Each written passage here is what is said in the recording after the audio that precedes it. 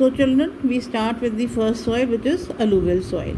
Now, as I told you in the previous video, we will mark one portion in North India and another portion in South India.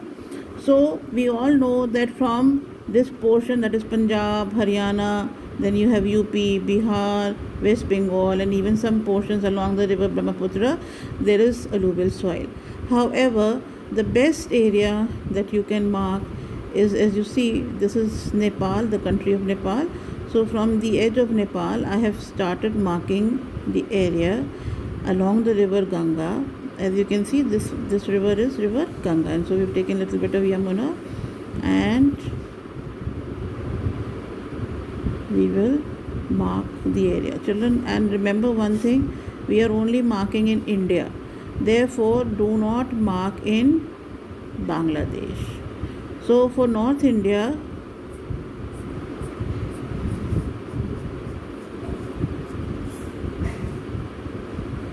all this area right up to the Ganga delta is to be shaded.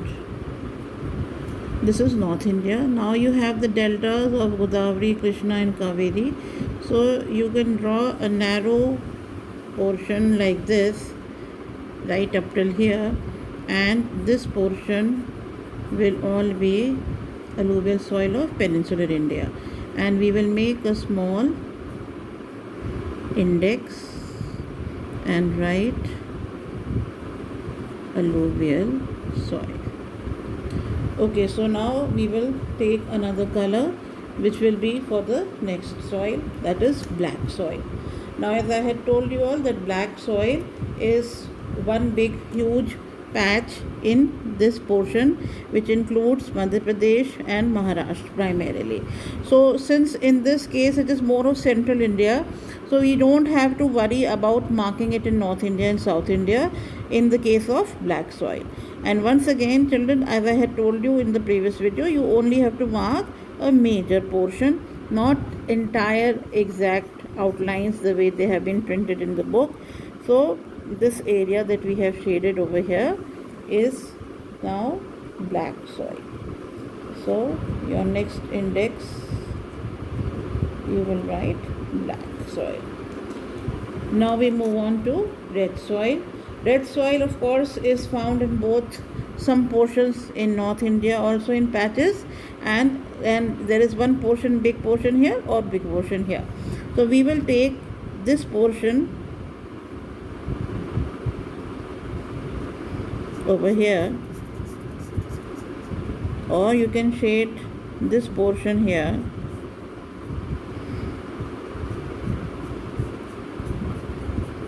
for red soil in South India, because from here you have this portion of South India. And area in North India that you can use for marking red soil is in the Rajasthan portion, where you have the Malwa Plateau region. So here you will make a shape in this manner, and this will be red soil. And finally we come to laterite soil. Now laterite soil, as you all know, is in lot of small patches, and therefore you will just mark the one or two big areas of laterite soil.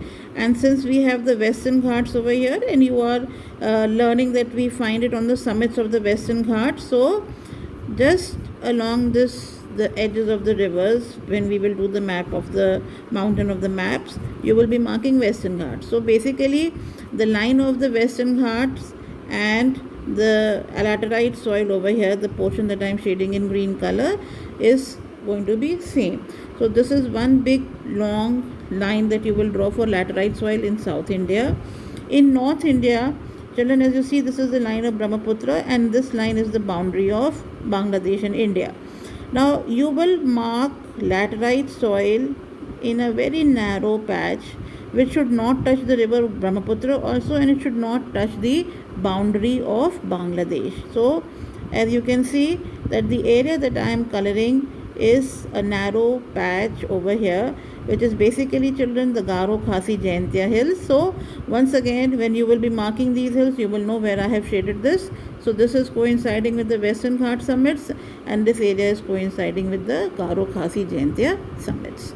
And therefore, your last soil, this is laterite soil. So you will follow the way I have made it, and you will then complete your map work.